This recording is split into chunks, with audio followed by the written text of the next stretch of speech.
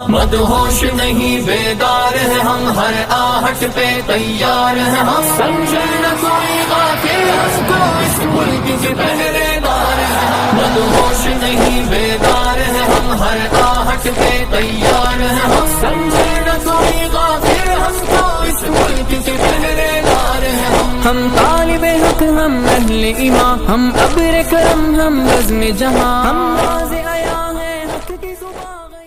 दोस्तों, क्या भारत के राष्ट्रपति अब्दुल कलाम जिहादी थे? क्या भारत का प्रथम व्यक्ति आतंकी था? पंडित जी देश की मीडिया के सामने देश के पूर्व राष्ट्रपति को जिहादी कह रहे हैं। ये पंडित जी हैं, कुछ भी कह सकते हैं। भारत इनका है, सरकार इनकी है, ये किसी भी मुसलमान को कुछ भी कह सकते हैं। इन्होंने अपने मंदिर के बाहर बोर्ड लगा रखा है कि मुसलमानों का मंदिर के भीतर प्रवेश वर्जित है। दोस्तों, इसी देश के भीतर गाजियाबाद के डासना में ये मंदिर है। चलिए, मंदिर पंडित जी का है, कोई भी बोर्ड लगवाएं, लेकिन क्या हमारा देश भारत अपने पूर्व राष्ट्रपति को जिहादी कहने का अधिकार किसी भी पोंगा पंडित या किसी को भी दे सकता है क्या? मुसलमान चाहे कहीं भी पढ़ा लो, वो बेसिक तो जिहादी रहता है। अब्दुल कलाम भारत का राष्ट्रपति बना, लेकिन वो नंबर 1 का जिहादी था।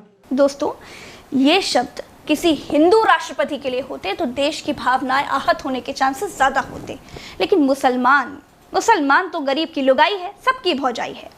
अरे शर्म आती है ऐसे ढोंगी पंडितों पर जो इस तरह की सोच रखते हैं। ये अपने अनुयायियों को शांति और सामंजस्य का कैसा पाठ पढ़ाते होंगे? क्या आदि गुरु शंकराचार्य ने इस तरह के पोंगा पंडितों का भारतवर्ष कभी सोचा होगा क्या?